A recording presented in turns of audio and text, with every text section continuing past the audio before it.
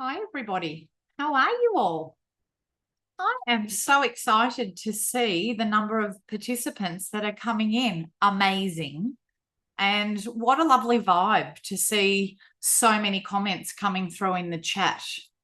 Brilliant for, well, where I am, it's a very windy evening. So I am going to allow the lovely Ethan to keep letting you in and officially welcome you to this evening's presentation.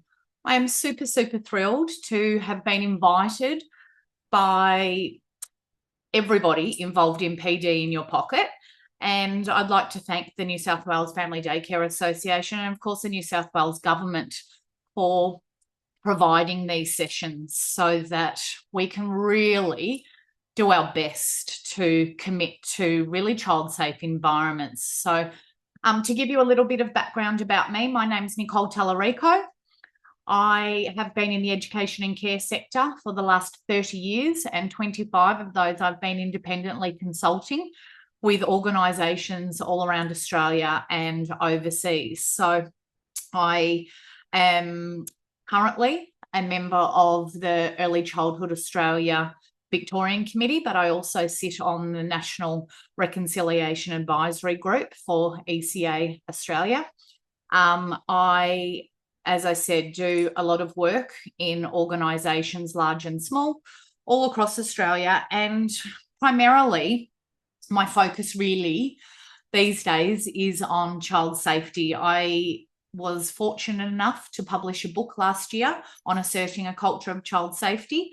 And so I am really passionate about this space because I deliver training to all different educators throughout Australia, and I am not restricted in the service type. So I'm absolutely thrilled to once again be working with family daycare educators. I think as an entire sector, we are really working proactively in this space.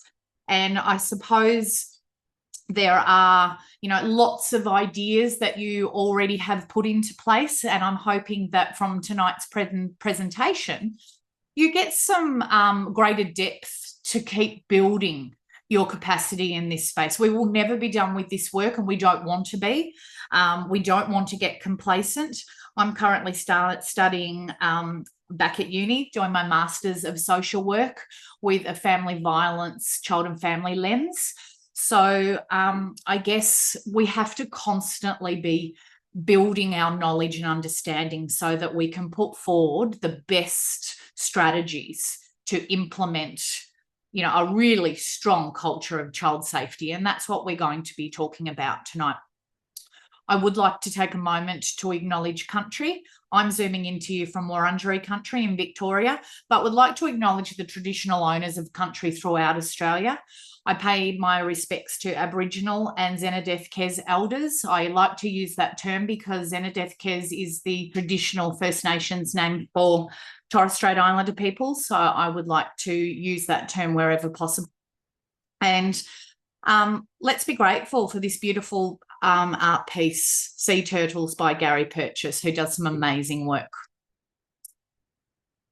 If you haven't had a chance to look at the previous sessions, there is certainly a wealth of booklets and pre-recorded, recorded at the time, webinars that are available for you.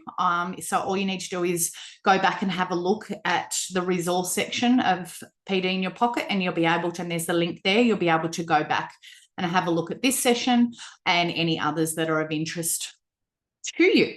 So in doing some research to prepare for this session, I guess we needed to find out what it is that you required from professional development to keep moving forward in this journey.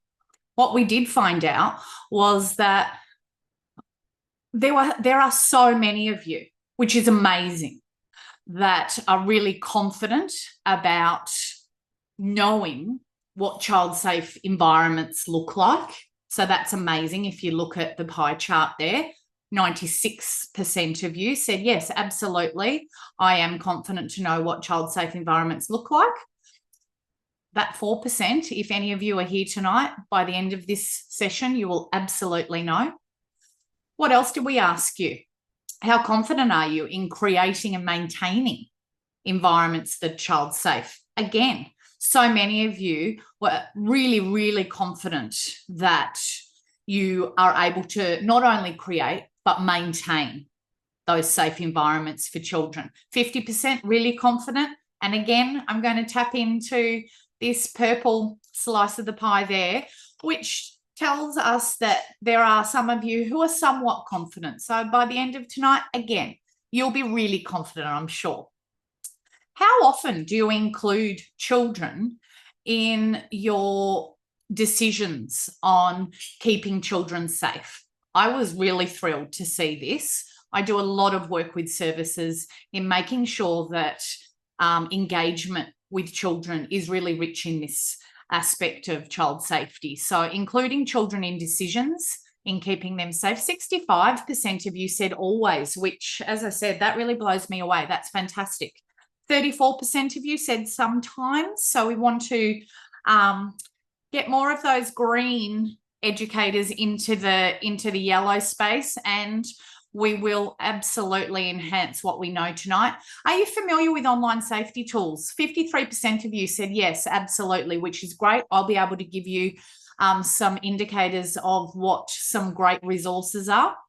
I'm really big on making sure that you don't always just stick to your jurisdiction. Of course, we are mandated to adhere to what standards apply to us, but I think looking at what other states and territories provide us is a really good strategy for being able to enhance quality practice. So don't be afraid to get ideas from other areas, because I think there are some fantastic resources out there.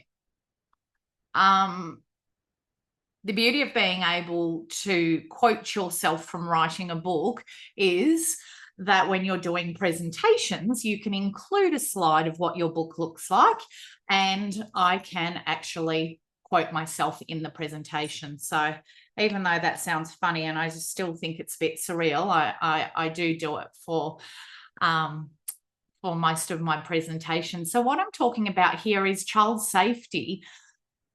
It must be at the forefront of our thinking to ensure our policies and practice are responsive. And I think what I mean by that is that if we are constantly foregrounding children, their rights and their rights to safety, it means that we are constantly reflecting on what we're doing and what we could do to enhance our practice to make it safer for children and mitigate harm. So we do know there have been a number of regulatory changes. The National Quality Framework and the regulatory changes are what we need to absolutely keep in mind when we are making decisions and including children in that decision making. The Child Safety Review happened, and I'm going to elaborate on that a little more. So just pop that to the side for a second. But what I will tell you is that from that Child Safety Review, 16 recommendations came about. Recommendations that will have a much greater impact on how safe our environments are. And so we're going to explore a little bit of that. The Education Minister's endorsement of those recommendations is pleasing, because it means that we're thinking ahead and thinking in the right direction. So what are we going to cover this evening? We're going to be looking at responsibility to child safety and wellbeing in family daycare environments, how to create and maintain risk-aware environments with and for children, what a child rights environment actually looks like. So when we're working, what child rights environments look like in relation to respect, privacy, consultation, and ongoing action. So they're the areas that we're going to cover tonight.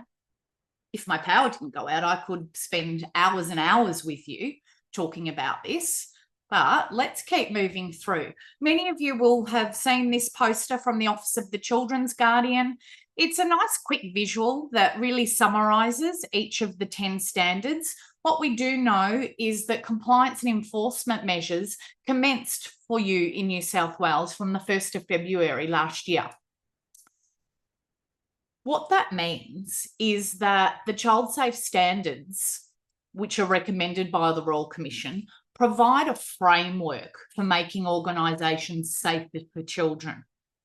They've absolutely been accepted by the New South Wales government. So it's your standards that you are really utilising to make sure that your practices align with your policies. I often talk about this when I'm mentoring services. I often talk about keeping these things live. So we don't want to create a policy and a practice and just think, okay, well, that's done. We want to consistently think about and review those. So as I said earlier, you can go back and have a look at their initial child safe standards session. But if we're thinking about tonight's session, let's do a little bit of a familiarity, if you like. The New South Government Child Safety, which is what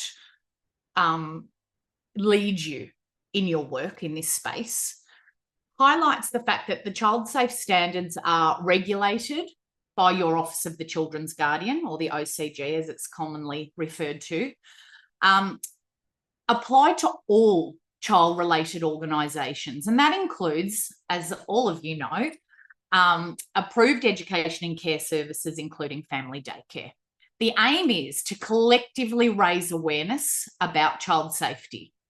What we want to do is make sure that we are providing and gathering enough information to create our child safe environments in our family daycare environments.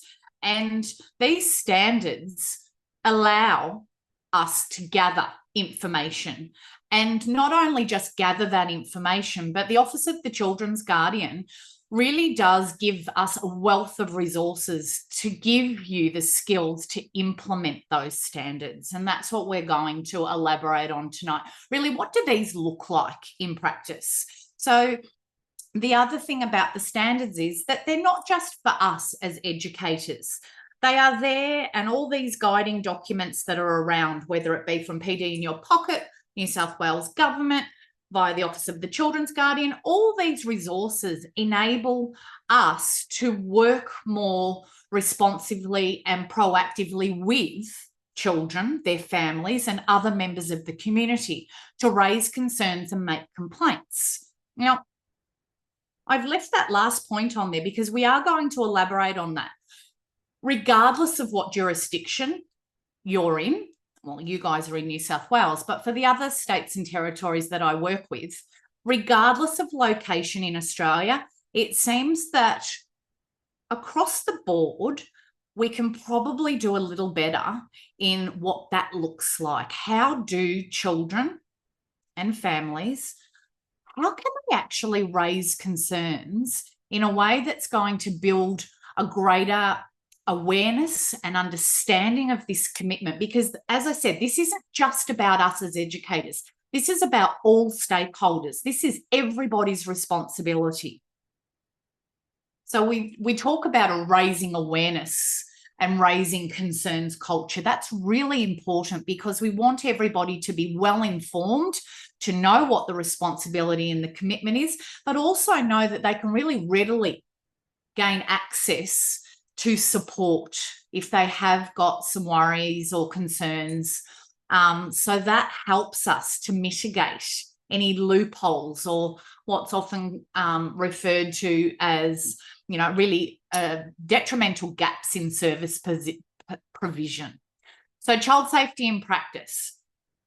That child safety review really did emphasise that all stakeholders, as I just mentioned to you, everybody's commitment, everybody's responsibility, all stakeholders are to champion a child safe culture and incorporate risk management to mitigate harm to children. So we often refer to risk management and risk assessment. And we think about that often in relation to preventing physical injury in relation to accidents. What we have to actually do is broaden our lens and our thinking in that space. So risk management really does Absolutely. It's a non-negotiable. It has to include the likelihood of harm in relation to abuse coming to children. We have to elaborate on our understanding of what risk management entails.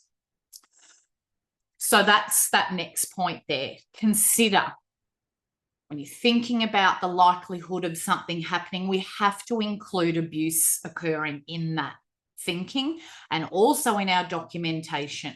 And I'm actually going to show you how we do that with children, because children are citizens now. They have a right to know the measures in place to keep them safe, but they also have a right, and there's an expectation that they are consulted about and can share ideas in relation to keeping them safe. That is probably it's probably a little bit of a barrier for the sector. So I'm going to take you through an example of how we do that in a stage and developmentally appropriate way, so that we can actually do this work and do it with children, so that we are not scaring them, we're not exposing them to information that is going to affect their well-being. We're actually going to do it in a really safe, felt safe way. When we're actively reviewing practice and policies to work proactively towards child safety, we have to be constantly thinking of what we're doing and how we can do it better. So I'm really hoping that tonight you get some ideas for that. One of the big things that came out of that child safety review is that the National Quality Standard needed an amendment. 1.1, that amendment was to enshrine, and I actually love that word. I think it's a really great descriptive word for what the enhanced practice will look like. Enshrine child safety in Quality Area 7, governance and leadership. And I think if we actually sit with that for a moment, that really highlights the fact that everybody in an organisation, including those who might be, in a leadership position, everybody. So we talk about a top-down, bottom-up approach. Everybody, including those that are perhaps sitting in that leadership position, everybody has an active role in this work. They know what's happening and they're part of the review and improvement process to make sure that we continuously work responsively to the emerging concerns, but also the emerging ideas within the context of your unique service. The Office of the Children's Guardian have, as I mentioned at the beginning, a range of resources. There are e-learning specific resources available for family daycare services. There is a new safe podcast mini-series for early childhood education and care. And so you can actually access those resources from those links.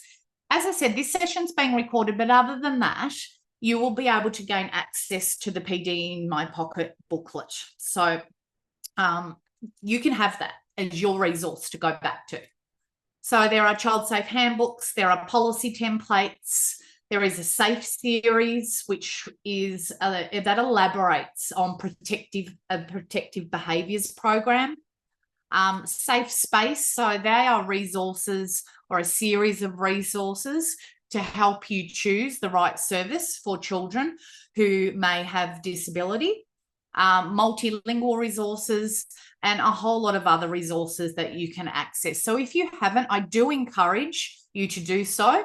In Victoria, I often refer to the Office of the Children's Guardian resources for Victorian services to take a look at and take on board to be able to, amend some of that information and make it suitable for where they're located. So I actually think that you have an amazing selection of resources.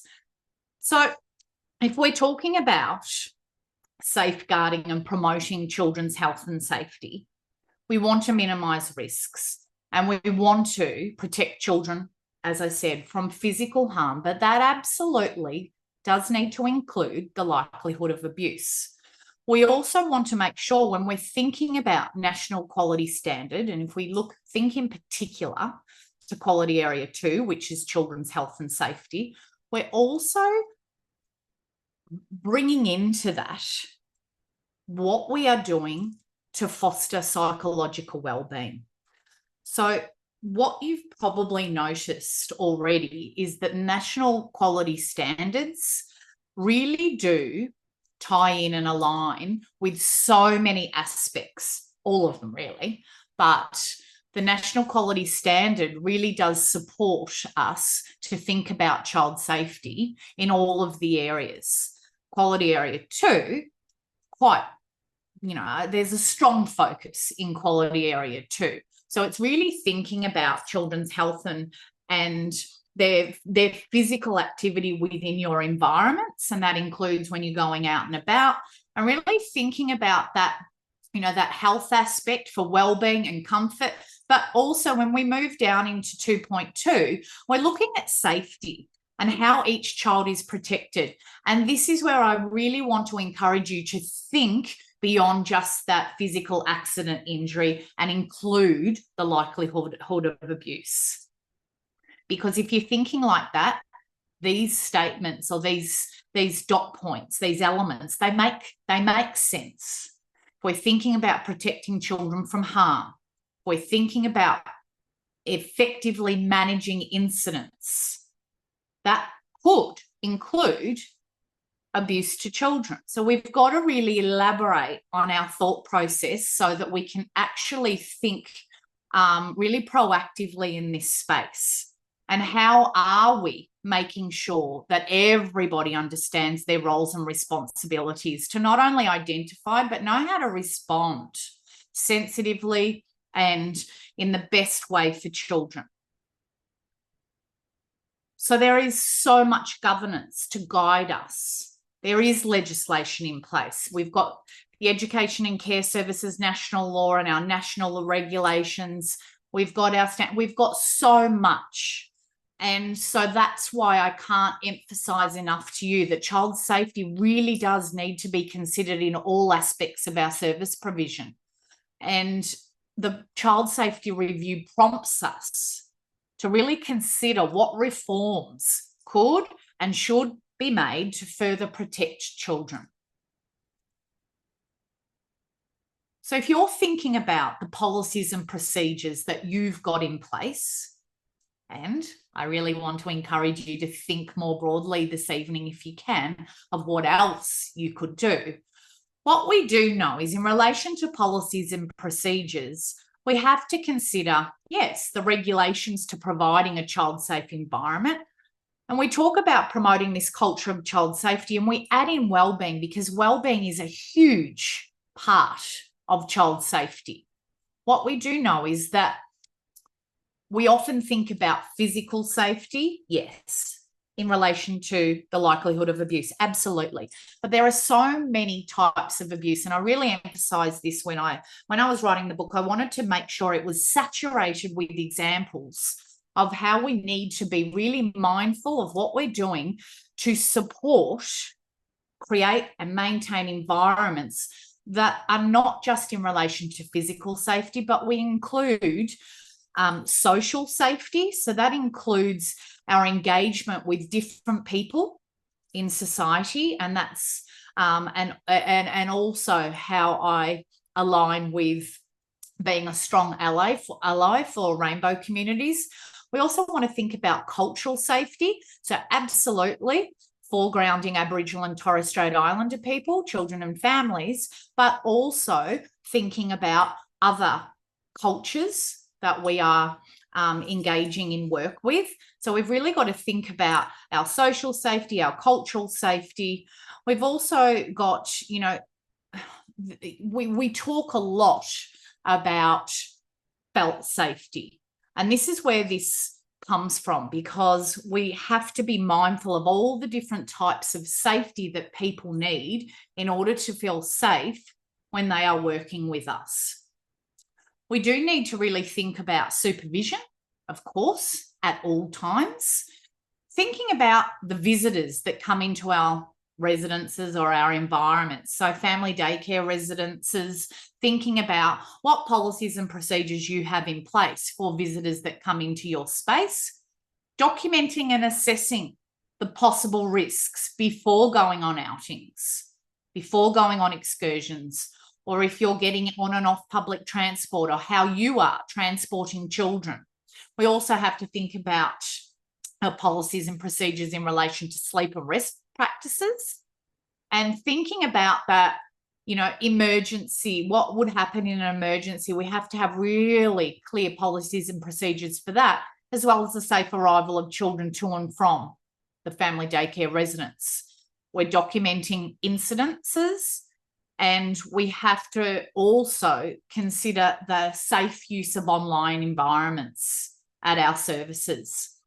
That's a big one. I do a lot of work in the online child safety space. I think when I'm working with educators, quite often they are absolutely now thinking about what measures are in place to protect children if using technology within service provision, whether that be at a centre or in your case in family daycare environments. What we also want to do is think about child safety and how we're embedding it into our curriculum, how we're actually really thinking about what it is that we are teaching children and allowing them to learn about keeping themselves safe online when they are not with us. That has to be a non-negotiable in our curriculum. We know that we live in a very tech-savvy world, so we're actually inbuilding into our engagement with children measures to keep them safe, not just while they're with us. What we've also got coming into play is the national, well, there is legislation that's coming into play, but very, very recently on the 1st of July, ASIC will launch the National Model Code. And this is a suggested practice to really start to think deeply about. Guidelines for voluntary adoption is what was suggested on the 1st of July. I know so many services, so many educators are thinking about the implications for that. And we're going to explore that a little more as we go through. But there's also a link that you will also get in your booklet of being able to read a little more about that. But we will talk about that a little bit more.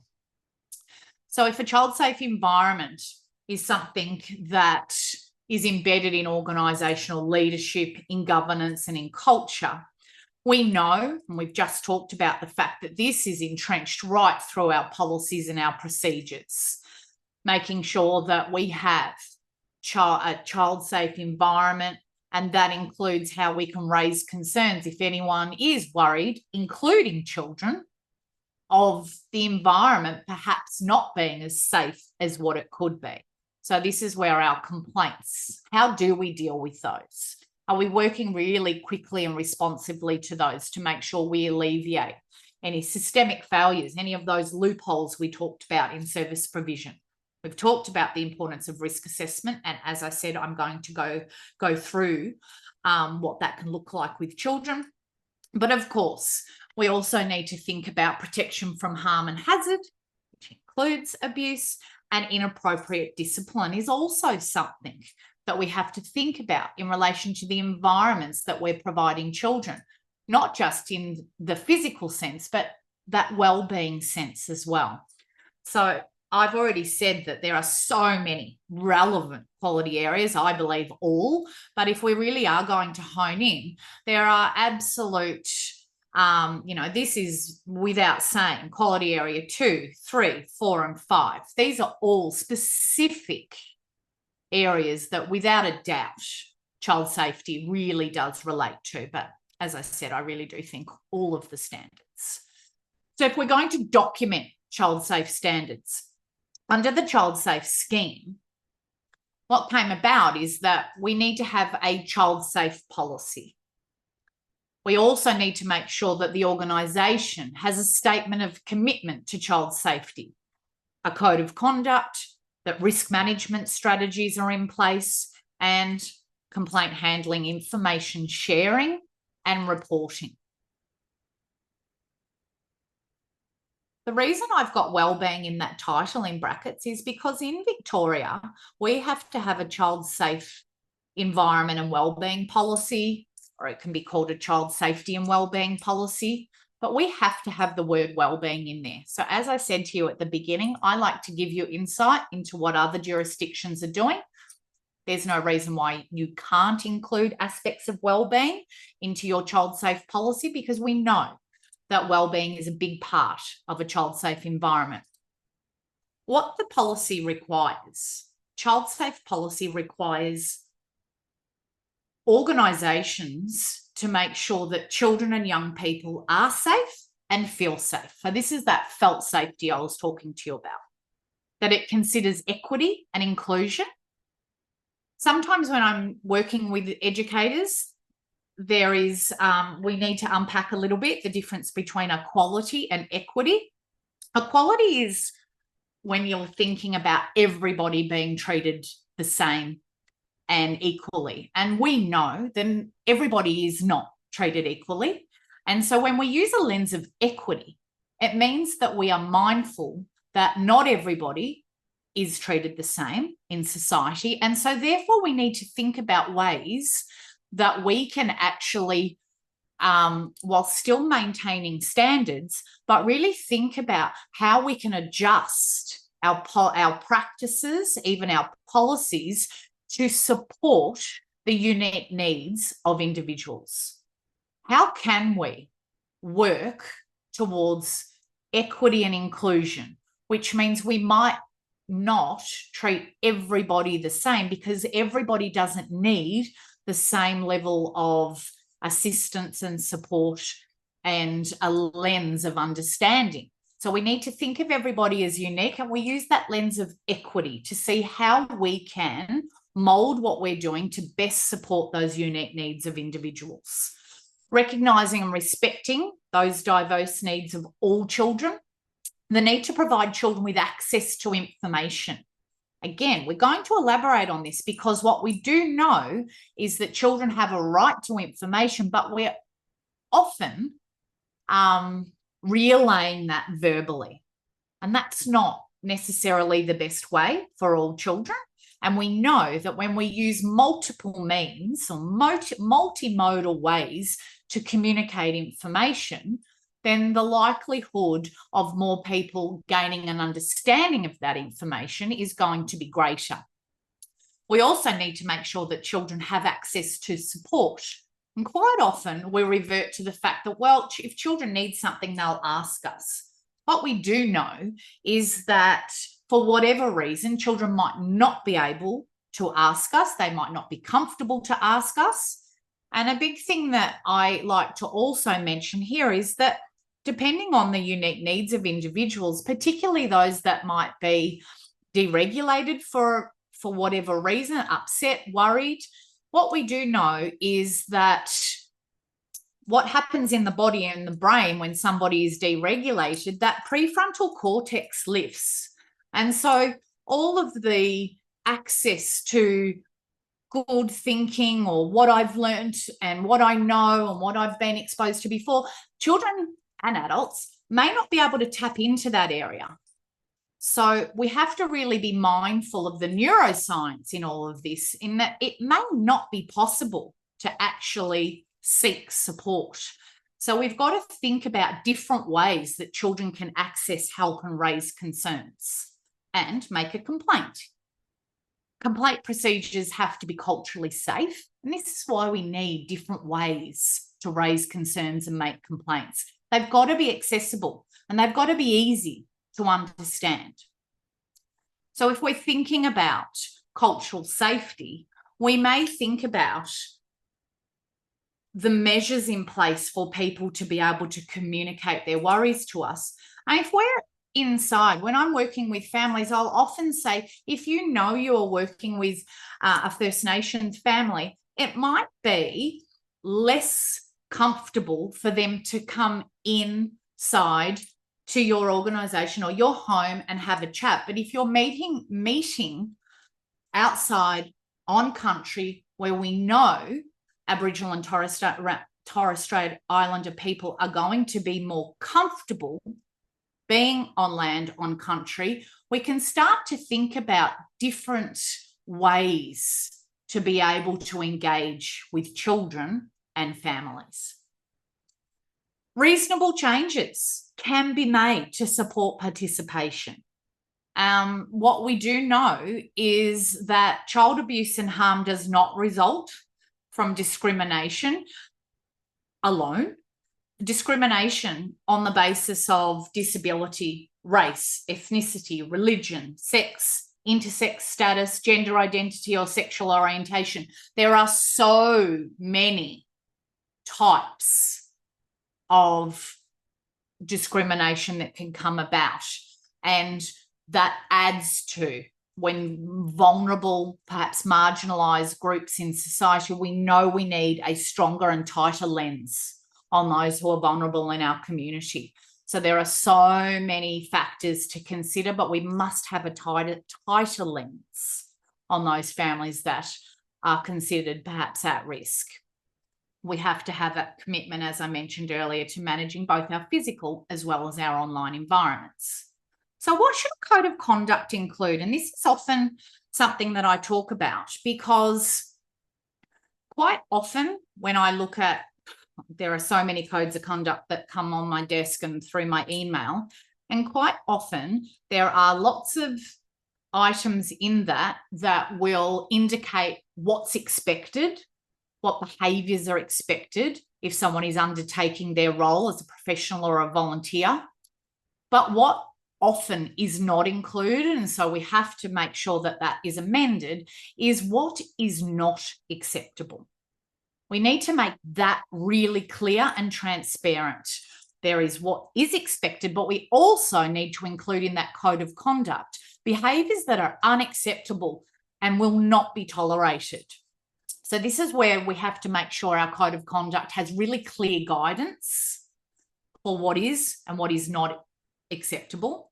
So that way you're highlighting what there is a zero tolerance for.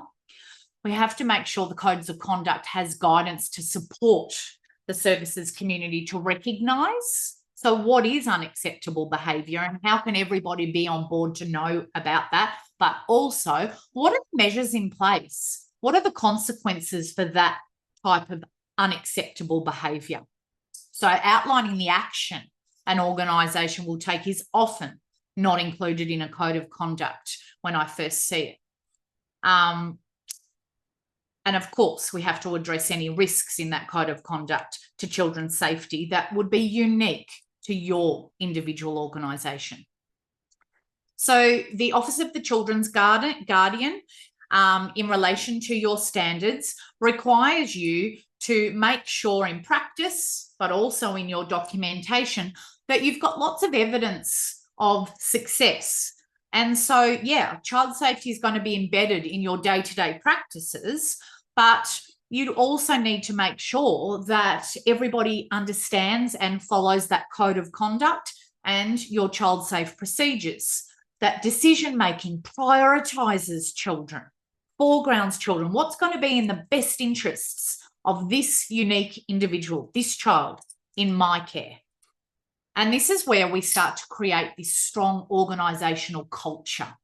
It becomes really difficult when everybody is on board, when they know what's going on, when they know what's not acceptable, when they know how to raise concerns. It makes it very difficult for abuse to occur, and that's what we want.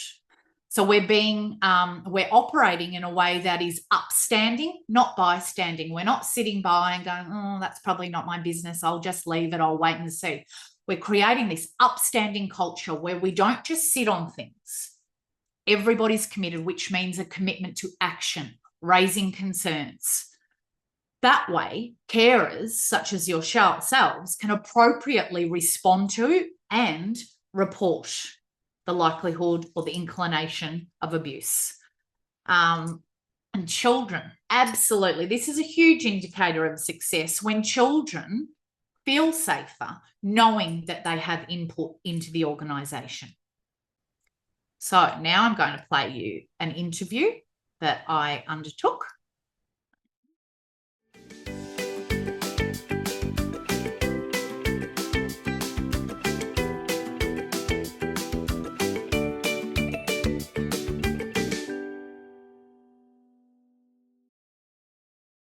you so much for meeting with me so that we can have a little bit of dialogue around child-safe environments in family daycare.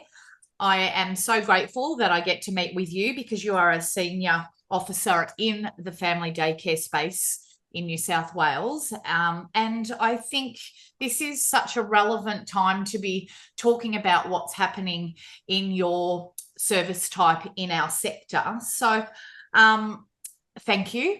And I will get straight to the questions. So I guess if we're talking about child-safe environments, we know that that requires a commitment in everything and all the decision-making that we do. So I was wondering if you could tell us, please, how do you actually make child safety information visible at the homes of family daycare? So what does that actually look like? How does it become visible? That's a really great question, Nicole. Thanks for having me today. I guess during visits to educators' homes, authorised officers, there's quite a few things that we look around the child safety information, specifically around those educators' displays. We like to see that parents and educators have access to those policies and procedures that are created from their service provider. We're seeing a lot of really creative ways they're displayed, not only in folders, but with QR codes now. Wow. There's lots of great information on display around child protection training, which I guess gives a very clear indication of how child safety information is visible to our parents that come into those spaces. Educators are able to describe and really have in-depth conversations with officers around safe sleep practices for each individual child, and they really take into consideration requirements around that sleep and rest for children. As such, educators are also very knowledgeable around individual health plans for children. And then the other child safe information that we know providers provide to their educators, posters on hand washing. We've got lots of hygienic information, daily safety checks. We're seeing plans around supervision so that those environments and information is safe, and lots around emergency drills and emergency plans. Great, that is so much information, and I'm really quite I'm excited to hear that there is a multi approach to how this information is made available to families. A QR code was not something that I was expecting you to see. I'm actually really I'm really impressed that there are so many different ways to create understanding, I guess, isn't it, around having a risk-aware environment, and all of these different means enable, I guess, all different families to be able to access information in the way that is user-friendly for them. That's right. In relation to things like commitment to child safety and really thinking about mitigating harm to children whilst they're in the family daycare environment, I would imagine that families would also have access to the child safe standards, because they're actually, compliance enforcement came in on the 1st of February in 2023 in New South Wales. Was this something that families have really, I guess, found it really easy to get that information if you've got so many different means for disseminating it to families? I guess what we're seeing, the short answer is yes, and we're seeing that educators have been kept up to date with that child safety information. Right. For families, it all comes back to those service providers incorporating that child safety in their mission and their philosophy. We know that they're ensuring a child safe culture, which is reflected in their organisation mission statements and their values. Right. We are seeing for parents access to those service philosophies, which we know is an overarching document which guides those pedagogical practices for educators and staff.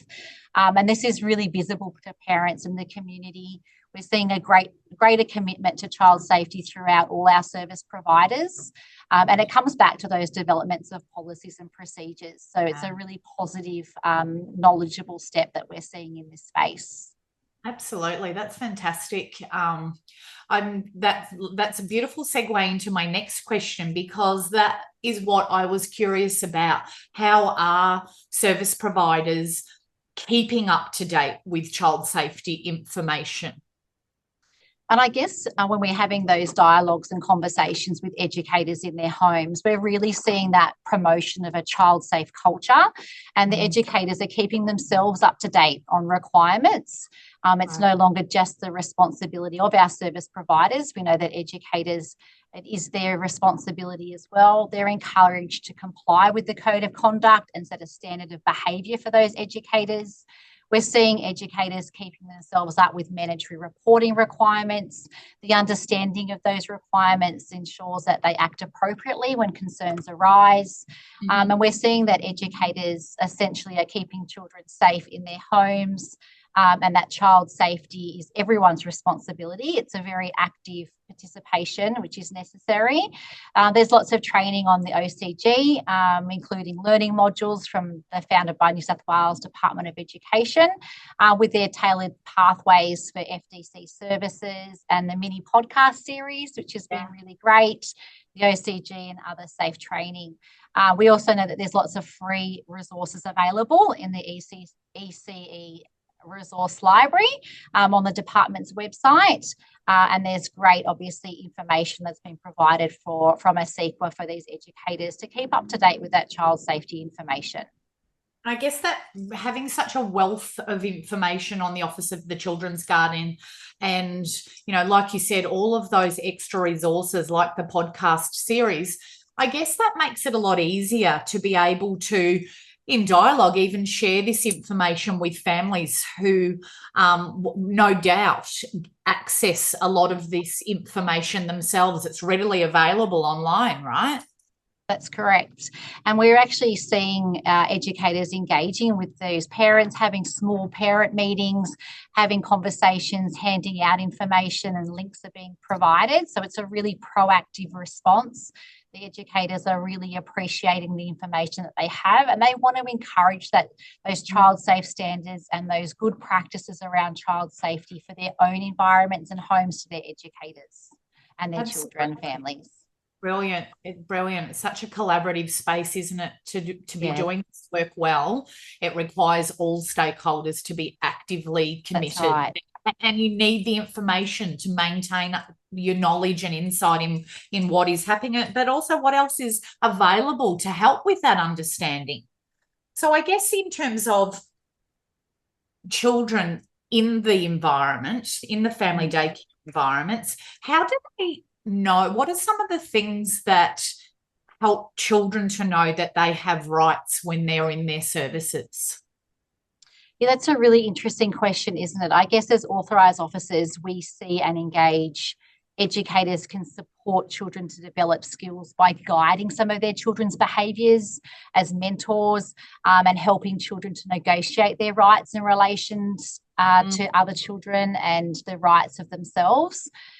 We all are aware that an important aspect of children's belonging, being and becoming will involve in how they learn and how their behaviour and acts affects themselves and others. And we're really seeing some good practices of these educators helping to develop those skills, those regulations and those skills of independence to support children's rights within their service. Yeah, and I think that's the fantastic aspect about the intimate nature of a family daycare environment, isn't it? That you can really have such consistency and continuity when you are really, you know, that relational practice that happens in that environment. It's a familiar person that can really, I guess, continuously build that capacity for children to understand that they do have rights, and they see in everyday moments that decision making is about foregrounding the rights of everybody, but it gives them a really nice opportunity to be able to show the impact on each other in such a smaller environment, such as an family daycare environment. And, you know, I think so many opportunities a rise in family daycare environments for children to be able to, as you said, see the role modeling, what respectful practice looks like, and decision making that foregrounds children's rights. That's right. And we see a lot of relationships within these family daycare educators. They've got families that know each other intimately. There's some of siblings, there's cousins, there's relationships. So it's a really lovely environment to be able to support, for these educators to support children in these practices, but also they can take these life learnt skills out of this space and use them in everyday practice, which is all about children having rights and being supported in their own little spaces as well. Yeah, absolutely. And I was also just thinking then when you were talking, having, like you said, that connection between who is present in the space is often a broader age group than what you might actually say, different ages and stages of development. So I guess that decision making and listening to what children are trying to tell us could be absolutely through verbal dialogue, but of course there would be other occasions where there would be non-verbal communication. And so I think being able to actually experience that in your family daycare environments is such a rich learning opportunity for all of those children in the space. Very unique, that's right. Yeah. So thinking about the space, and I love it that you actually talked about the fact that these are absolutely lifelong skills that you can take into other environments in the community beyond the family daycare environment. What's actually happening to support children to learn about being safe when using technology? Yeah, it's a very new approach, isn't it, for all of us to get on board? I'm not from the technology era, but I've very fast got on board. We have no choice, do we? I know. We know that the use of digital technology is happening and it is occurring. Digital technology such as tablets or smartphones have become a real integral part of the daily lives of educators and children, and we are seeing this evolve in the space of family daycare. Using those digital touch technologies in programming is often essential for some of our educators, and our services have definitely thought about the best way to use these technologies, such as how they can support children with those educational programs. We've seen educators more familiar with traditional pedagogical practices in books and learning, but it's important to remember that introducing technology does not mean it's replacing our current pedagogical practices. It's rather using them as a tool to support the current work with children. So I guess some of those examples that we're seeing in the family daycare space is that when educators may be promoting children's understanding of sustainable practices, they might sing relevant songs, they might read a story, and they will link that to some sort of sustainability app, or, the child might identify a program that they're being able to practice or utilise within the community. We also have seen educators might further engage children's learning with technology by using images or digital stories, particularly in our multicultural family daycare spaces, where we know that English is not a first language for some of our educators and children. So there are many possibilities that can be explored with this digital touch technology and apps for children. We also understand that it is the choice of educators and their service providers, and this is probably where we are going. We very much encourage that the PD in Your Pocket session is available on the New South Wales FDC Association website to provide some more support and resources to educators, and we know that's been readily used. Yeah, and I think what I'm hearing you say there is that educators are really adopting a really considered approach, aren't they, to what they're using, making sure they're using reputable sources, doing those safety checks, and part of that, I think, if we go back to that dialogue that you mentioned earlier of role modeling safe practices, it's about making sure that you don't just jump online and access anything, that you're really careful when you're doing that you're mindful of the time that you're spending online. I think I love one aspect of the eSafety Commissioner training and resources that's available to everybody, whether it be educators, families. I love the fact that they incorporate into that taking time away from tech. I think that's so important in this tech savvy world, that we're also teaching how to be safe in terms of our safety, but also our well-being and what that looks like. And we don't want to saturate our every moment of every day with tech, but when we are choosing to use it wisely, that we are sharing with children how we do that carefully, and we're thinking about what it is that we're accessing, and if we're not sure, that we ask, and we feel as though we know how to create that safe usage. So that's right. And we're also seeing a greater understanding of policies and procedures and practices within this space. It's a new identified policy that services are bringing out. So it's really important that educators are familiar with what their services obligations are as well. And the feedback from parents is very noticeable on those policies and procedures, which educators are following, that we're seeing in this space. Right. And I think that is such a good stepping stone, isn't it? Because we've now got a CEQA's release of the National Model Code.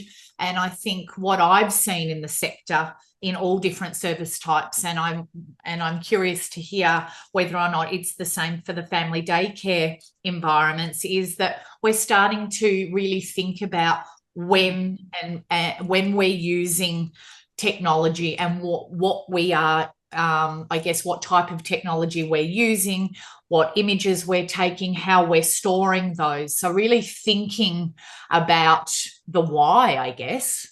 That's right. And we do know that the approved providers and their services, they're encouraged to adopt the voluntary national model code. We know that it's there to promote that child safe culture when it comes to talking about sharing and that storing of images and videos. And there is definitely discussions that are happening at service levels and educator levels as to where they feel comfortable to, provide this national model code into their everyday practice.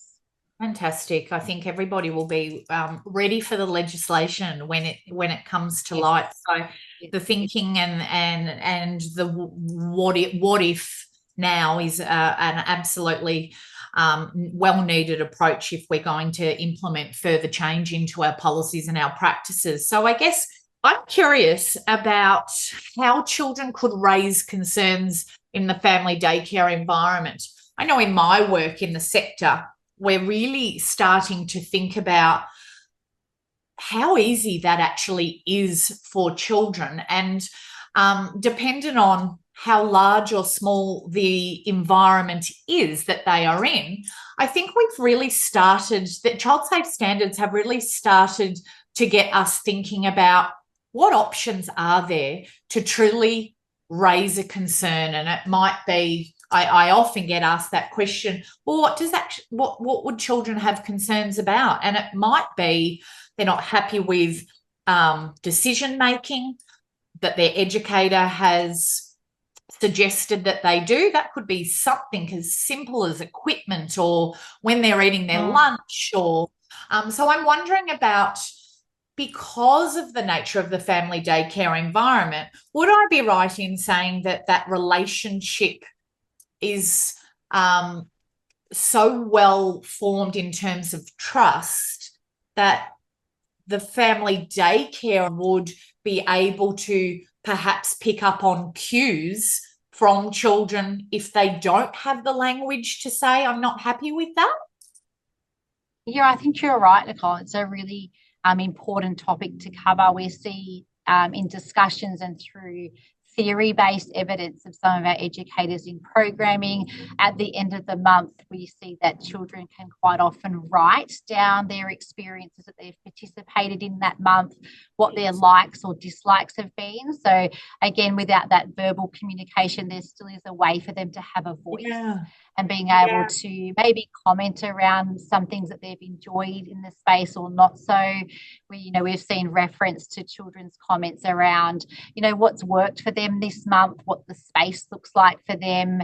And so it's a really important way of unpacking how they are being able to use their voice in other ways of creating those safe spaces for themselves. Yeah, absolutely. And I think too, I'm loving that we're really empowering children to be able to know, I guess that's that whole child rights argument, isn't it? That they have a right to be able to raise concerns. And I love the fact, and I would think so much so in a family daycare environment, that you don't have to raise concerns on your own.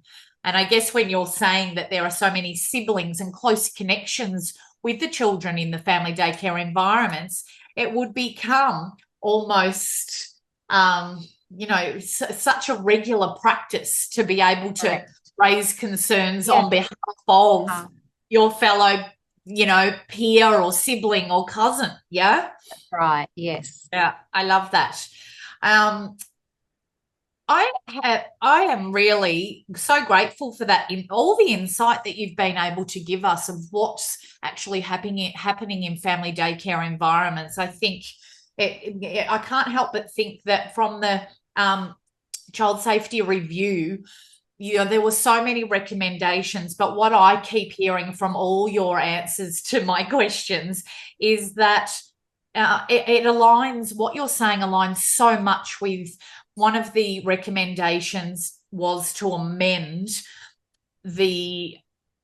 for quality area 7 in the national quality standards to really look at enshrining this child safe culture in governance leadership. And that's what I'm hearing you say throughout all of your responses, is there is a really rich culture that has been continuously built upon through what's happening in the space and what else can happen. That's right. And I guess we're really seeing that there is creating a culturally safe environment really means to our educators and service providers that everyone, especially those from all different types of groups, feel safe and secure and respected. And we're really seeing that cultural safe environment is one that's recognised, it's being respected. It's about cultural identity for these people and these educators. And it's characterised by like a two-way communication. It's a trust between people, and it's a trust between the knowledge that we're getting from the sector. Yeah, absolutely. Just that real rich consultative approach, isn't it? So that you can utilise the feedback. People are well informed, they have great relationships. And so there is this, like you said, this two-way sharing of information that is no doubt informing practices and policy in this space. So I can't thank you enough for meeting with me today. Thank you. Thank you, Nicole, for your time. It's been a pleasure to be here. I'm very passionate about the sector and about child safe standards, so I'm only looking forward to this space. Great. Thanks. That's okay.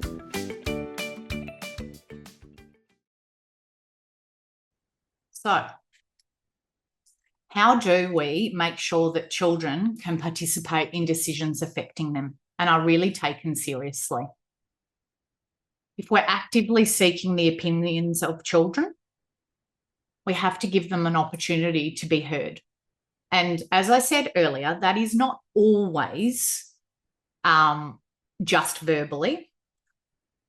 This example shows you children coming into a meeting room at a service that I work with.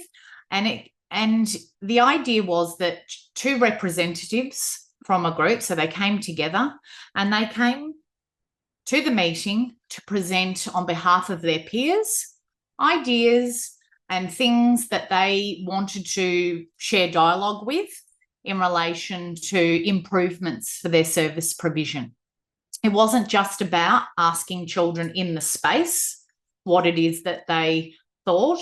It was giving children an opportunity to actually attend a meeting in their boardroom.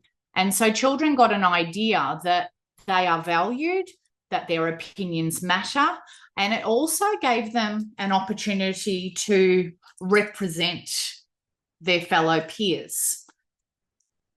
when children contribute to decisions that affect them, we absolutely want to consider their age. We also want to consider their stage of development. We want to keep making sure that what we're doing is stage and age appropriate for how we're consulting with children. We have to think about their abilities and think about how they communicate, but make sure all the time while we are engaging and consulting with children that they have this level of felt safety. I can tell you they had a lot to say. It was an hour meeting and we had to really try and wrap that up with the promise that they could come back at another time or they could give further ideas to whoever it was that's coming next time. So how do we empower children about their rights? There are so many different versions, child-friendly versions of the UN Convention on the Rights of the Child, but are they really that child-friendly? Yeah, there are some visuals, and this is probably one of the, I guess, the more user-friendly posters for children, in that there isn't a lot of words and it does highlight a number of images. But again, do children really relate to this information? I'm going to show you a slide in a minute because I have a number of services that have really started to work closely with children to create their own versions of the UN Convention on the Rights of the Child. And in doing that, they've utilised what's meaningful to them in their own lives in the context of their local community. We're thinking about empowering children. Are we asking them what makes them feel safe? What we also have to make sure we're doing is being brave enough to also ask them what makes them feel unsafe, because I'm absolutely all for what it is that they are comfortable with and makes them feel safe, but we really want to know, because there will always be something, and it may be something that you don't realise or had never thought of. So what makes children feel unsafe? And that might be to do with body language, tone, what I often refer to as the behavioural landscape that educators give off in their environment, something that you may not have even noticed. I can tell you that I was doing this work with a service and I said, I promise you there'll be something. And this educator was really reluctant to go back and ask the children. And it turns out that one of the children, this only happened quite recently, said, well, actually, I feel quite unsafe when you clap your hands really loud. Again, these are things that children have a right to share with us so that we can alter practices. Now, that educator by no means was clapping in a harsh way or to indicate that the child had done something wrong. It was just in everyday practice through excitement. And that child actually said, I actually really don't feel that safe. I don't like that noise when you clap. So how do we seek feedback and ideas about measures in place to protect children? How are we engaging and consulting with children? So here's another example of a child-friendly version of the UN Convention on the Rights of the Child. Again, lots of writing all over it. And is it that meaningful to children? I often see these kind of posters up high and in entrance halls, or, you know, we've got to think about how useful they are and what type of engagement children are having with this kind of information. And can we do better? Probably. We also need to think about raising the opportunities to really lean into peer support for children. So we often hear about relationship red flags or what red flags are. I love the fact that we can refer to what is a relationship green flag, what is it that someone does for someone else to make them feel great, to think about their well-being, to think about how you can make their everyday better. So all of these things are what we can refer to as relationship green flags.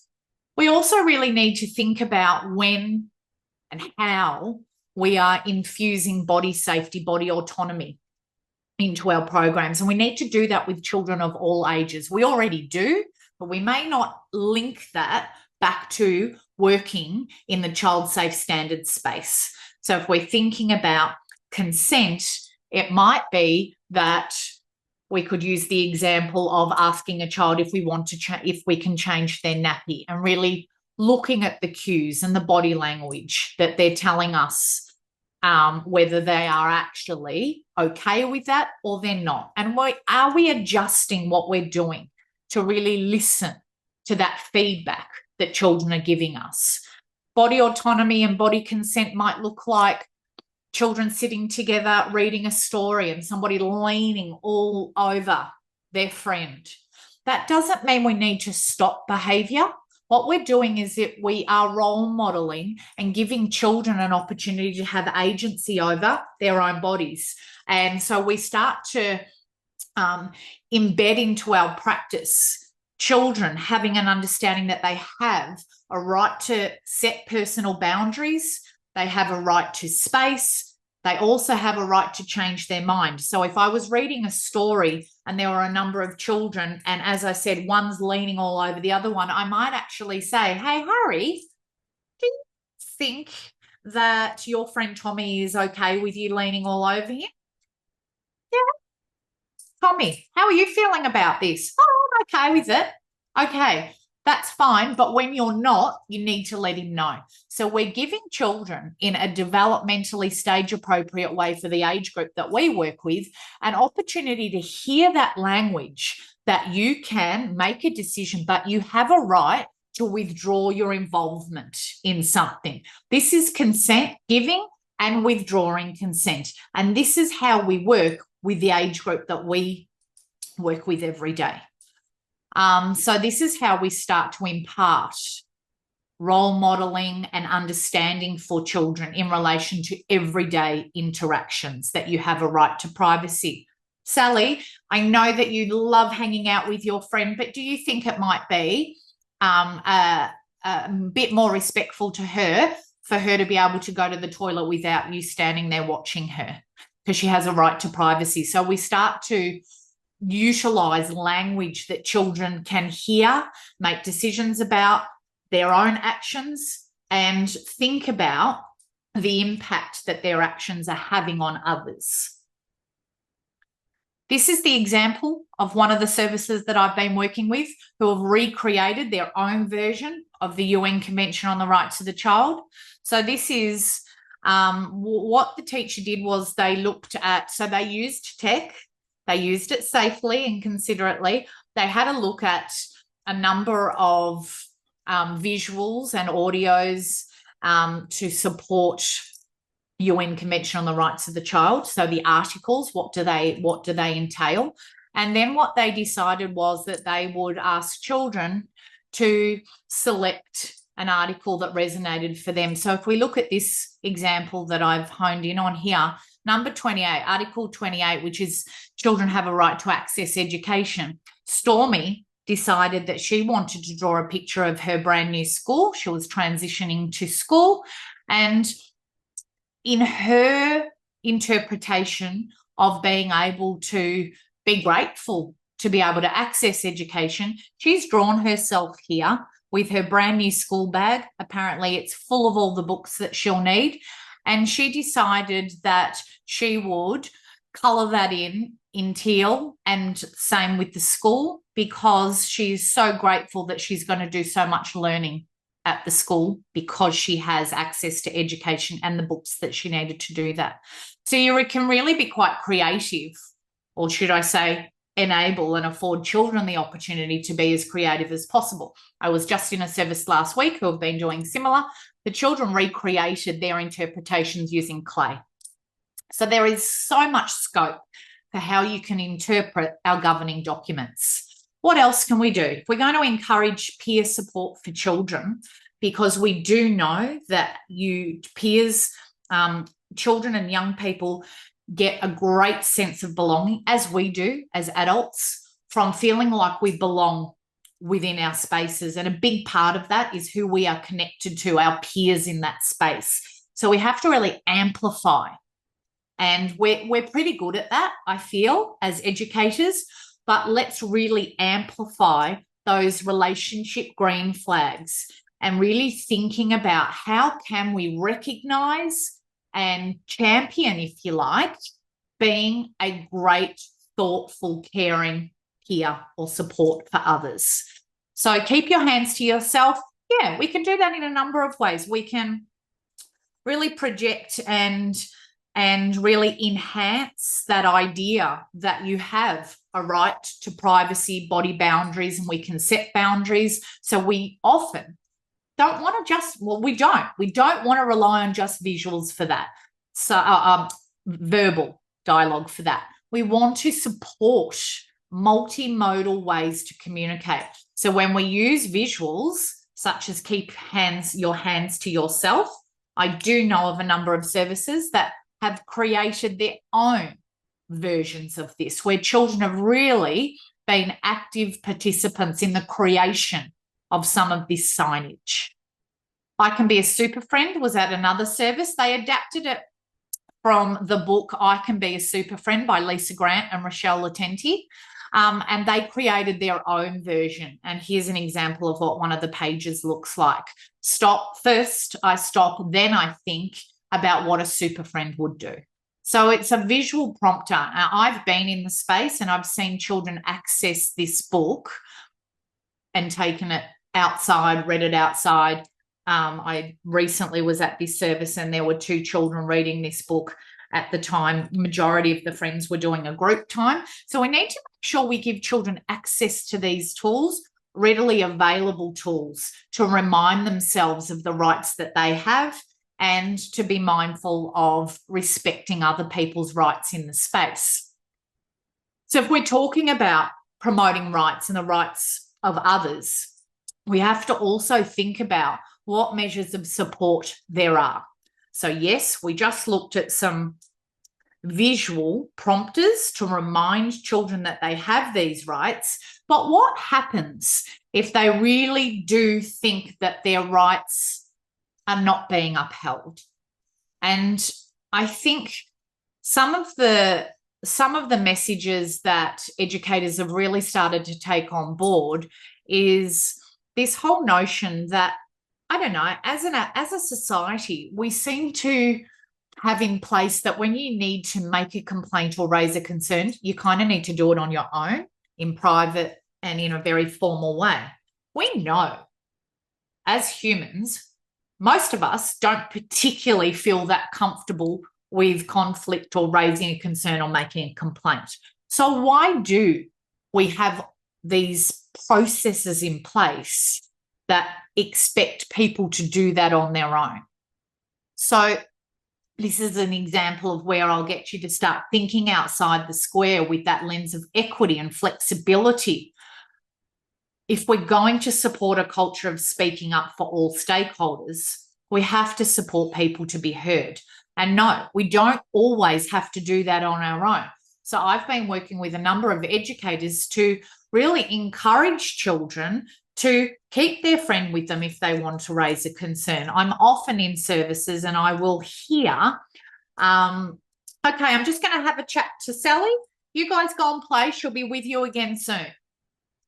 We have to dismantle that trajectory. We have to actually encourage or ask the person that seems to have a problem, would you like your friends to stay and support you with this? Would you like a friend with you? If you're worried about something, again, educators are not sure what children could possibly have to raise concerns about. And it might be that they're not happy with how they've been treated. It might be that they're not happy with a certain experience, routine, transition within a service. They're not happy with equipment. All of these things contribute to children's underlying perception of, am I valued here? Do my opinions count? We want to encourage safe adults. So we really want to encourage children to know that, yeah, there are safe people that you can go to. If it's not us as your educators, then you can absolutely talk to your family, your mum, your dad, your parents, your caregivers, your nana, whoever it is, and they can talk to me on your behalf, and that's okay. But we can absolutely think about ways in which we can make that possible for children. one of the other things that I'm certainly encouraging services to do is think about services and support beyond your service. So beyond your family daycare environment, have you provided opportunities for external service and support? And that includes for children. I didn't realise until recently, till I had some affiliation with the Kids Helpline. I know that they do amazing work. I suppose I was biased, I guess. I just thought that majority of that contact would be through telephone. And I thought, well, children are, so many young people, children and young people have access to phones. So I guess they access that way. I didn't realise that a huge portion of Kids Helpline inquiries come through via social media apps, Messenger. I think they even have an option to contact someone via TikTok. Who knows? But I do know that they get a wealth of inquiries through social platforms and email as well. But I think it's really important that children know that there are people out there that can help them, and they don't always have to be inquiring for themselves. A lot of the calls that come in, or a lot of the contact that goes to Kids Helpline is for children and young people worried about siblings, cousins, or friends. Okay, so here's an example of a child complaint process. If you are unhappy about something that has happened at the service, you have the right to be heard. This means that grown-ups will listen to you and take what you say seriously. The first thing to do is tell a grown-up that makes you feel safe. This might be an educator in your space, which would be yourselves in your family daycare homes, or grown-ups at home who can come and talk to us on your behalf or talk to me on your behalf. Everything that you say to us is taken seriously and will be kept confidential. And I love how this example for children elaborates on what that means. It means only people who have to know will know. Your educator will investigate, which means they will ask questions and get further information. And I love this part at the end. Sometimes you might just want to share your feelings, and other times you might want to make sure change happens. And I love that, because that gives children an opportunity to know that it's okay to raise concerns, to just get them off your chest. And you don't necessarily always want to see action or change as a result of that. So it really does give children that message that raise concerns, talk to somebody, or use a different means to be able to share what it is that you need to communicate. Child-friendly governance in action. Here's a beautiful example of a service that I work with who are creating an essential agreement with children who want to be involved. And here, this is where we're going to elaborate on what child-friendly appropriate consent looks like. When we are engaging and consulting with children, we absolutely need to give them an opportunity to say if they'd like to be involved, and to say if they'd like to withdraw their involvement at any time, and that has to be known to be okay.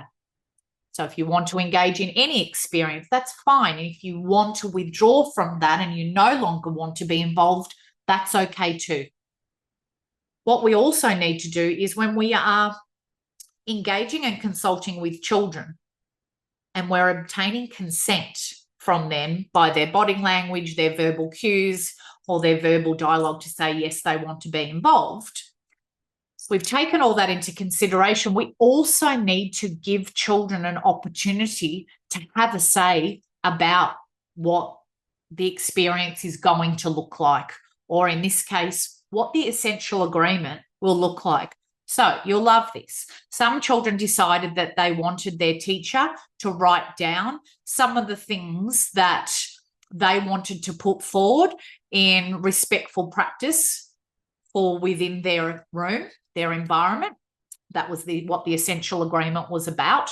How will we behave, and what expectations there will be for respectful practice and respectful relationships within the environment. Some children decided that they would just like to draw, and in this case, this child decided a heart would be all that they wanted to contribute. Totally fine. Some children decided that they wanted to put their photo, and again, I've got consent to use this image, but they wanted to put their photo next to what it is that they contributed. And when I said, you'll love this, you'll love this. This child decided that they contributed to so much of the conversation, the feedback, the input, the ideas, that they wanted to place their photo right smack bang in the middle of the title. And that is what child-friendly, child-appropriate consent and consultation can look like in your space. So what we do is we consult with the idea that we're going to use the input from consultations to enhance policies and practices. So in this case, the cohort of children at this particular service, it was not uncommon for children to see in their everyday home environments knives and guns. And what some of the feedback from children was that to feel safe, I go to Allah, my daddy, Nora, the Quran keeps me safe. They highlighted that what doesn't make them feel that safe is knives and guns and bullets. We utilise this information to be able to better and more responsively work with families to offer supports, extended support, and work transparently and sensitively with families to make sure that children are not only physically safe in the environment, but thinking about their well-being. We were able to reveal to them what some of the children's feedback was. So that gave them more insight and more mindfulness of what children are exposed to in their home. Consultation with children. This is a lovely example where you can have a poster such as this. I always say, don't just include people who are directly with the child in terms of teaching staff. When we're talking about safe people, so if I'm thinking about your family daycare environments, you might have a child that says mum, dad, you as their family daycare educator, and other people that are close to them. Always make sure that there is somebody on there that is not a member of the family or residing in the home. We want to make sure that a child has a safe felt person that they can go to outside of the home. Safe and unsafe, we've just talked about. This is a lovely idea as a ritual of consent. So before the teacher starts her day with this cohort of children at a college that I support, the teacher actually greets them at the door and asks the children, how would you like me to greet you this morning? Do you want a wink? Do you want a thumbs up? Would you like an air hug? Would you like me to say good morning to you in children's first language? This teacher doesn't just do that at the beginning of the day. And this is the beauty of this ritual.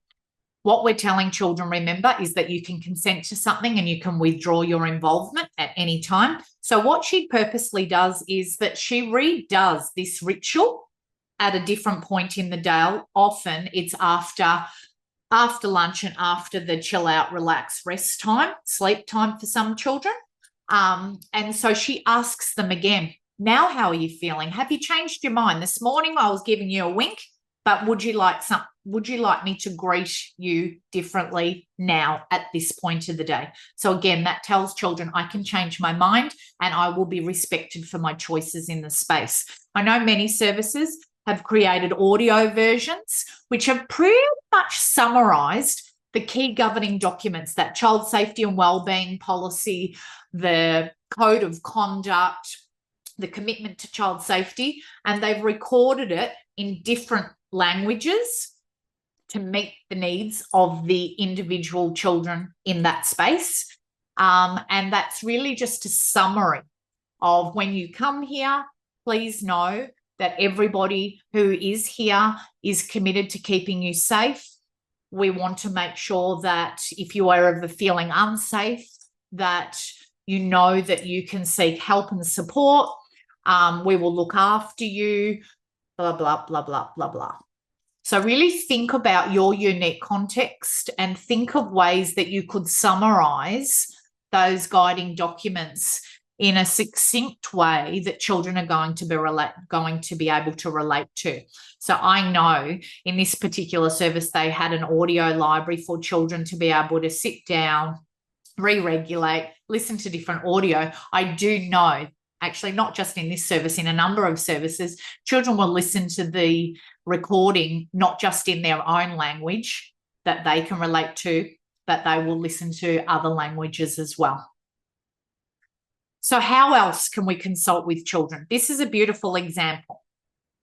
This particular child I was working with was deregulating quite explosively and very frequently throughout the course of the day.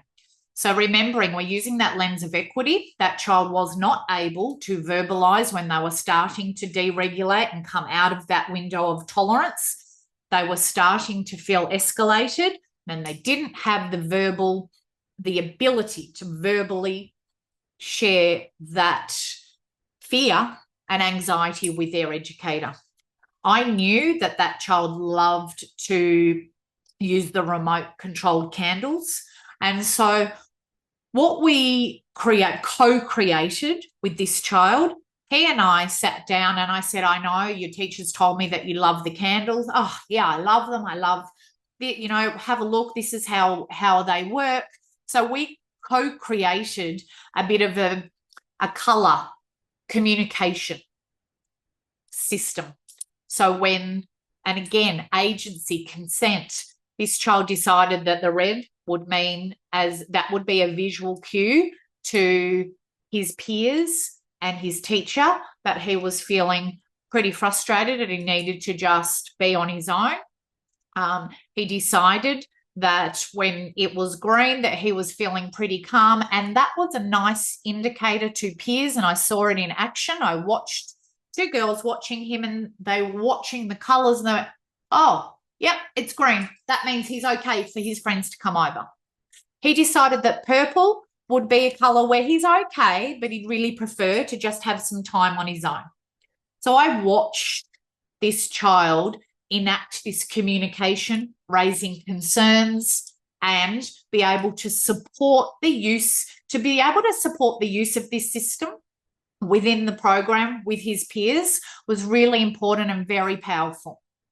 Puppets are a great way to allow children to express worries, fears. We can also work with intentionality. So we can actually use puppets to create scenarios, even if it's something as simple as we were reading Going on a Bear Hunt and we use puppets to talk about, oh my goodness, I think I might be feeling a bit worried right now. How are you feeling? And what does that feel like? Everything feels a little prickly. That's how I feel when I'm scared. So we can start to explore children's emotions and feelings and body sensations. I've got a slide coming up, but we have to dig deeper, go beyond just feelings and emotions, because body sensations are our early warning signs, what our nervous system automatically, habitually activate in response to our environment and stimuli in our environment.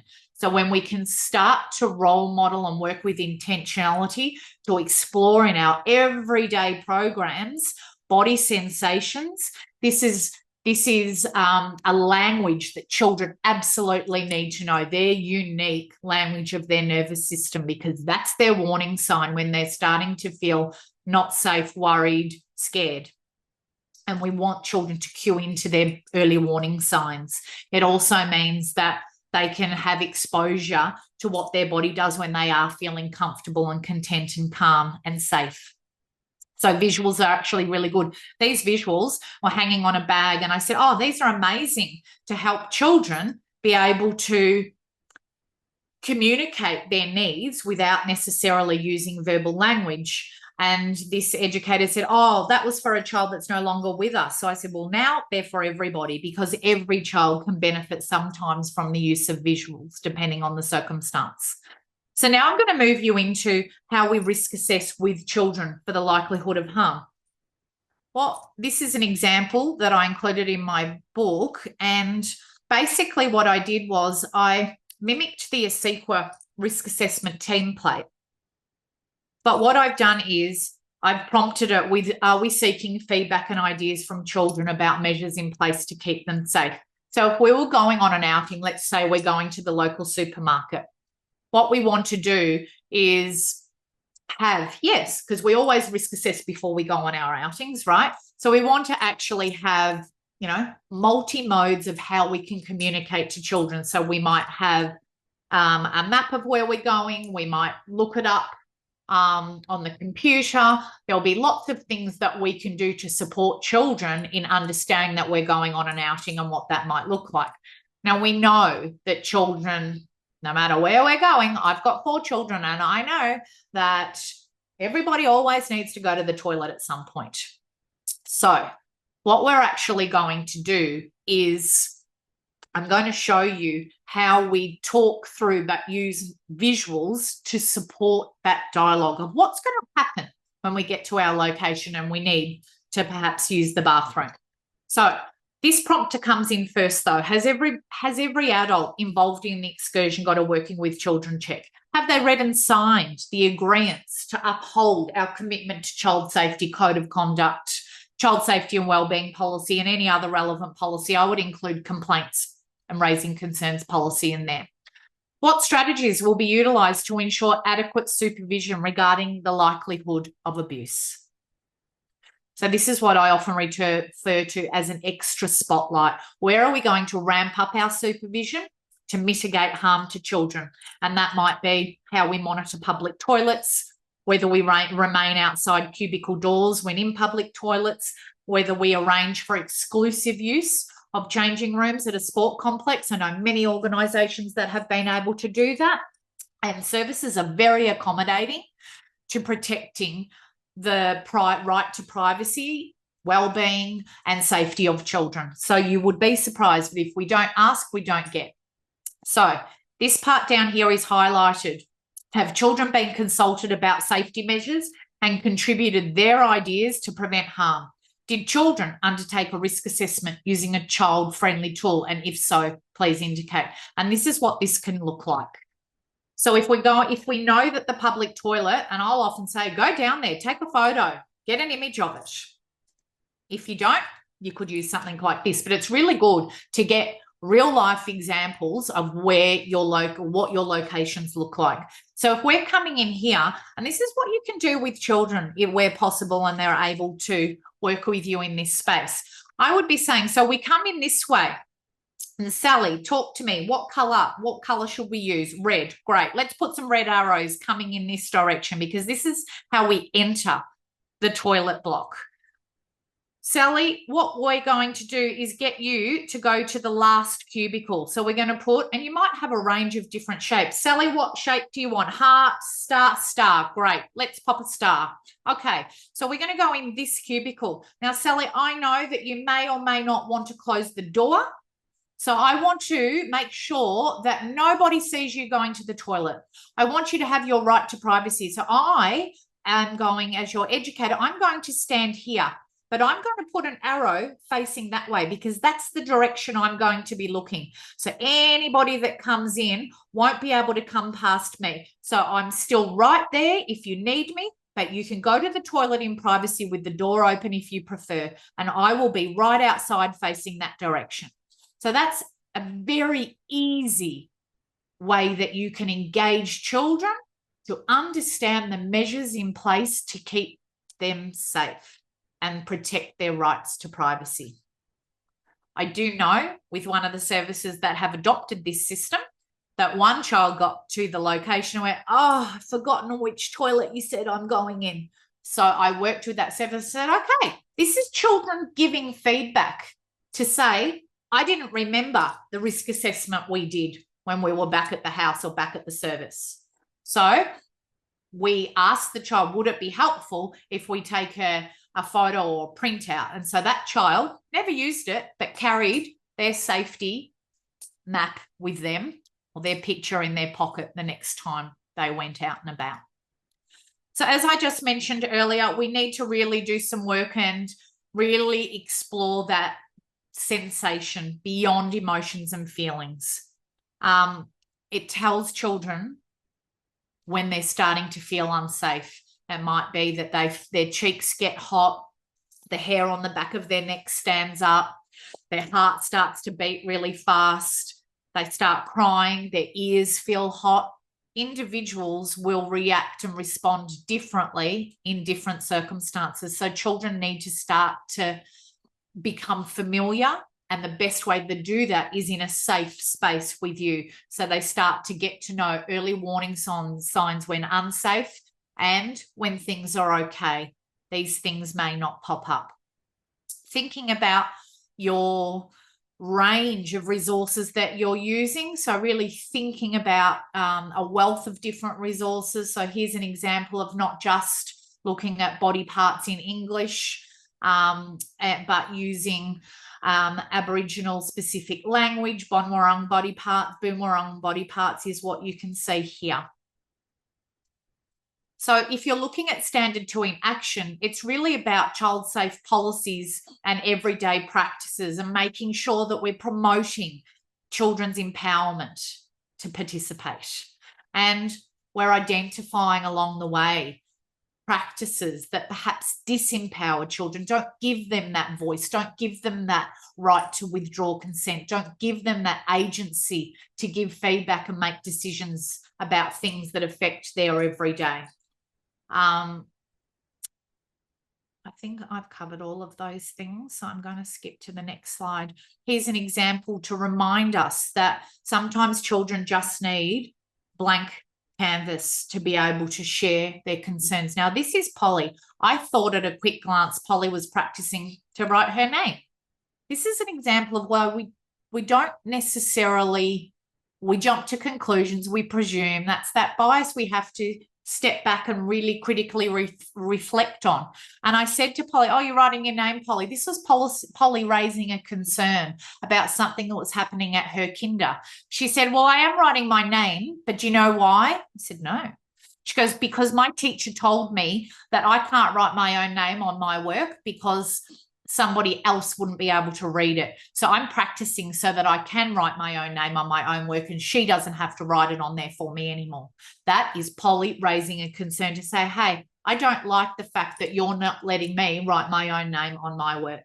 This is children raising a concern about measures in place that they're not happy with, and they're really raising a concern.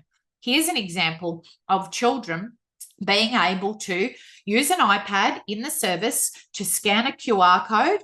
Cantonese and Mandarin were the two key languages of the majority of the children in this group. And so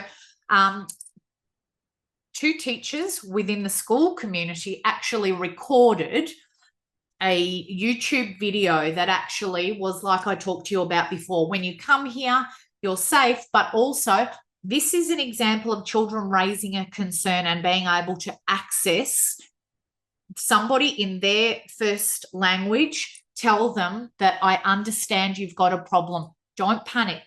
You are safe. We're going to help you. I've seen that in action. The one thing I did talk through with this service was that if children are quite deregulated and very upset, they may not be able to tap in because of that prefrontal cortex lifted. So we've implemented a lanyard system, which is literally just a visual cue to say, hey, I've got a problem and I need help. This is a lovely example of children having a say over what their safety plan might look like if they're upset or worried. How would they raise a concern and what would that look like? So this child said, if I'm really sad, I'm going to go to my pets first. If my pets aren't available, then I am going to go to any one of these teachers or these safe people, if you like. If I'm angry though, no offense to these people, but I'm not going to them. I'm going to go to two other people that are on my safe network of people. And so this was a really nice example of children thinking and using visuals.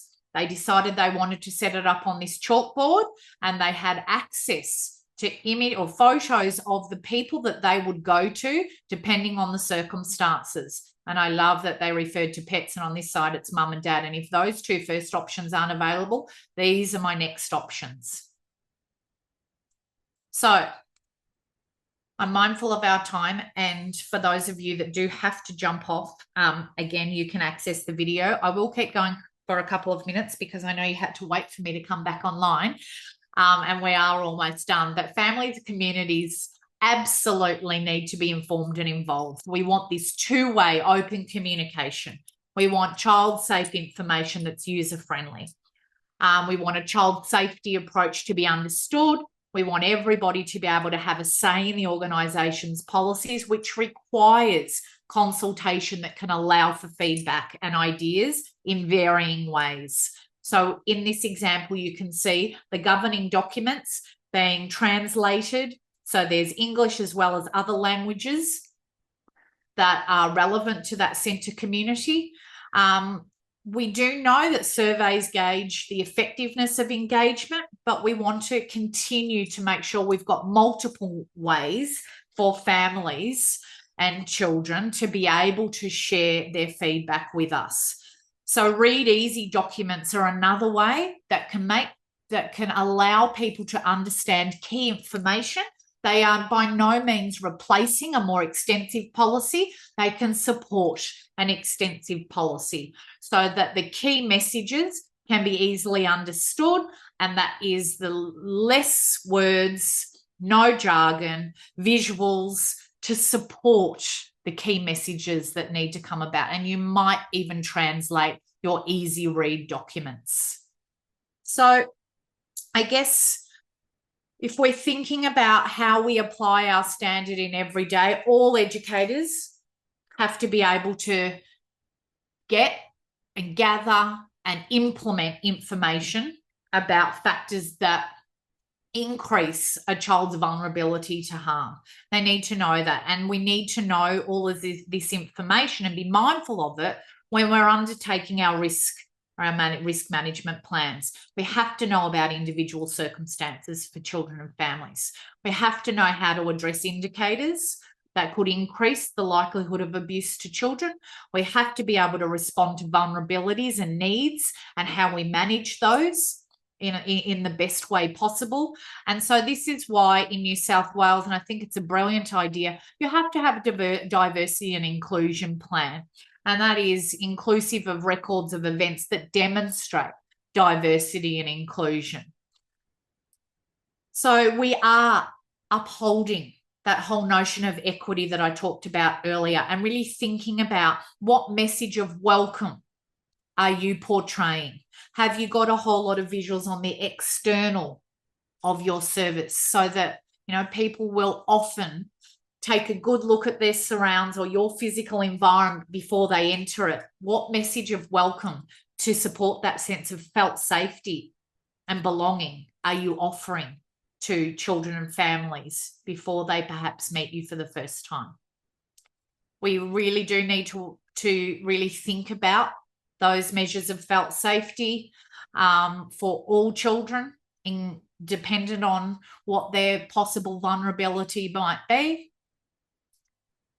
And we can also be really flexible in the way that we offer that. So this is an example of, this is at Windsor Children's Community Centre. And instead of just having Miss Spider's tea party, this is a sign that's actually in the hallway. So everybody can see this example of what they're doing in practice. Remember, you can change the narrative. Miss Spider can just be the Spider. There are so many ways to model and promote equality and equity. Co-regulation, super important. This supports safety and well-being. How are we being present and holding space for children?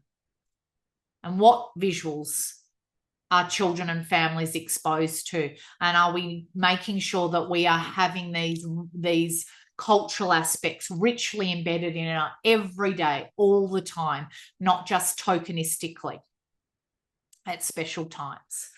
People working with children have to be suitable and that they are, and they are supported.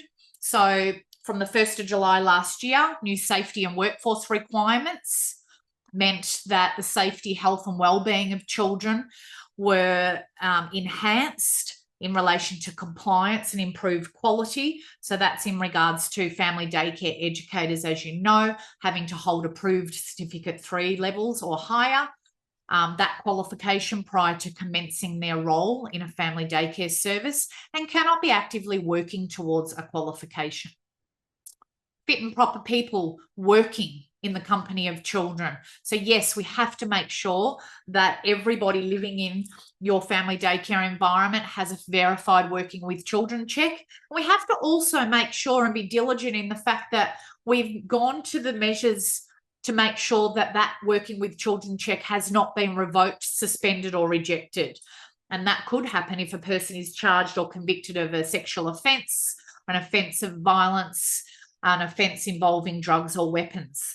So we also need to think about maintenance and trade people that might come onto your property to make significant change to your residence. So we need to make sure that we are mindful of everybody that comes into the vicinity of children, and it may need you to have written consent to your approved provider. That includes if you're having assistants working with you, to make sure all these working with children measures have been put in place. When we're doing that, we make sure we have multimodal induction processes so everybody understands what the commitment is. And that means we promote really strong staff attitudes and behaviours. The upcoming regulatory child safety review meant that there is an amendment to require the service environment to be free from e-cigarettes in response to recommendation 4 of the child safety review. And that means that we've had to adjust policies and practices, and we've had to make sure that nobody on your premises is exposing children to cigarettes, but that includes e-cigarettes, so vaping. So that expanded Regulation 82. So you know how to report. If you don't know, then you can access this poster from the Office of the Children's Guardian. The other expedited child safety review recommendation 4 was to build into the national regulations, reducing notification reporting timeframes for any physical and sexual abuse complaints, allegations or incidents to 24 hours. Currently 7 days. So that's a strong recommendation that really minimises that time to action. And that's what we want. We want action from raising concerns, complaints, and inclinations. So consideration being given to incorporating educators in the scope of penalty provisions. And our national quality framework obligations means that we have to really make notifications much earlier. So we've come to a conclusion. Thank you again for your patience while I got back online. What we've talked about is leaders creating this culture, everybody creating this culture, that concerns and complaints are taken seriously, that we all work with a strong responsibility for the safety of children, that we know the ins and outs of what responsible safe practice is and what is unacceptable, and knowing how to raise concerns for that, knowing what the consequences will be for that, that staff are given support on and information on what and how to report, that you're giving ongoing professional development like today, that you have accessible processes, and you know what those timeframes are. So on page 12 of Asserting a Culture of Child Safety, I talk about as a society, if we raise awareness of warning signs, we're going to build competence to safeguard children. And that's really what we're doing in this space. Children don't feel comfortable raising their concerns if they fear that people will not take them seriously. They don't offer a safe space, felt safety to do that they may not be believed, that they feel intimidated to raise concerns perhaps on their own. So we have to really think about how easy that is for children, and are we equipped with the knowledge, skills and awareness to keep children safe? And this is why we keep doing this ongoing continual education and training. We don't want to hold on to any inclination, we must speak up and take action. So, in terms of your training moving forward, please make sure you know what child abuse and neglect entails. That includes family violence. Please know what indicators or early warning signs are, what children's behaviours and actions, what they're displaying, what that might include, so that you can respond to their feedback to you about disclosure, because it might not always be verbal. Make sure that you are thinking about your physical and online environments to minimise the opportunity for abuse to appear. So clear procedures, everybody understands that you're doing these regular risk assessments, that you're constantly checking head counts, making sure that you are understanding where children are located, that you're engaging with them all the time, even when you're on outings, and they're really clear, which is why we use those visual tools to support safety before we're going out. If you haven't had a look at the eSafety Commissioner website, I encourage you to do so. They have an amazing selection of resources, basically giving you ideas about how to work better with children and families to be able to support them in making good choices when they're not just with you, when they're at home or out and about on holidays or in the community. So safety when using tech platforms, making sure that you use devices near grown-ups, making sure that you instill getting off tech, because we know that's a problem. Safe arrival and transport, as well as using technology, are up and coming PD in your pocket sessions that you can tap into, because they will be coming up soon. And I mentioned their national model code earlier this evening. So really go through that. It's in 4 parts. It really encourages you to think about the taking of images of children. What are you taking? Why are you taking them? How are you storing them? Think about what this looks like in your family daycare environment. What about school-age children bringing devices into your family daycare environment to do perhaps homework? So really thinking about what this might look like in your space.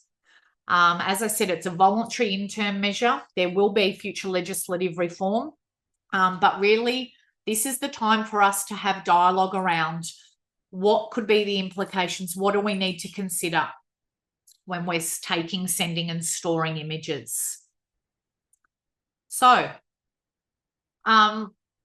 you can access the PD in your pocket booklet, because that will give you access to that. That's mainly why I wanted to put that there, just to remind you of how you might increase supervision, how you're consulting with children. It's really a summary, really, of what we've talked about tonight. So we're considering children's privacy, thinking about that balance between privacy and keeping children safe, how we educate children in our environments.